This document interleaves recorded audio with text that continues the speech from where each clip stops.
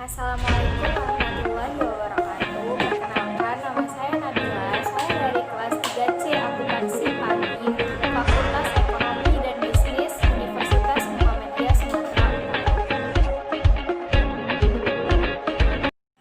Nah, di sini saya akan membahas tentang skematis ruang lingkup muamalah. Sebelum itu, kita harus mengetahui terlebih dahulu apakah itu muamalah. Muamalah secara etimologi berasal dari kata amalah, yu'amilu, dan muamalat yang berarti saling melakukan, saling bertindak, dan saling mengamalkan.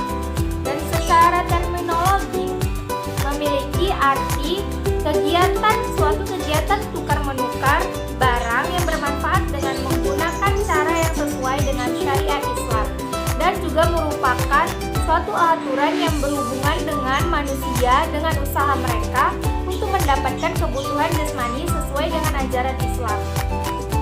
Yang kedua itu adalah prinsip-prinsip muamalah. Di dalam prinsip-prinsip muamalah terdapat ada 4 bagian.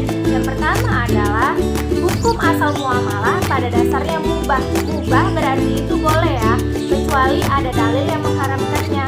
Dan yang kedua adalah muamalah dilakukan atas dasar pertimbangan yang mendatangkan kemasalahan dan manfaat serta menghindari mudarat. Dan yang ketiga, muamalah didasarkan pada tujuan memelihara nilai keseimbangan, tawazun, dan berbagai segi kehidupan. Dan yang terakhir, muamalah dilaksanakan dengan memelihara nilai suatu keadilan serta menghindari unsur-unsur kezaliman. Nah, yang terakhir itu merupakan bagian terpenting di dalam skematis ruang lingkup muamalah. Di dalam skematis ruang lingkup muamalah terdapat 7 bagian. Yang pertama yaitu 1. Hukum keluarga atau ahkam al-ahwal al-syahkiyah, yaitu suatu hukum yang berkaitan dengan urusan keluarga serta pembentukan keluarga dengan tujuan untuk membangun serta memelihara keluarga sebagai bagian terkecil.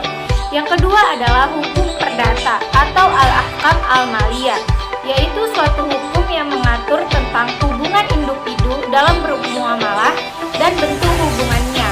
Yang ketiga adalah hukum pidana atau al-ahkam al-jinayah, yaitu hukum yang berkaitan dengan segala bentuk kejahatan, pelanggaran hukum, serta ketentuan-ketentuan sanksi hukumannya.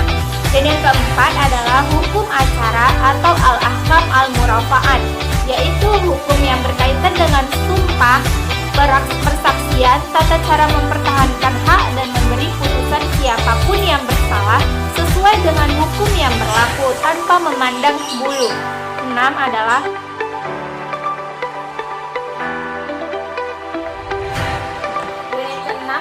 hukum kenegaraan atau al-ahkam al-dualiyah, yakni hukum yang berkaitan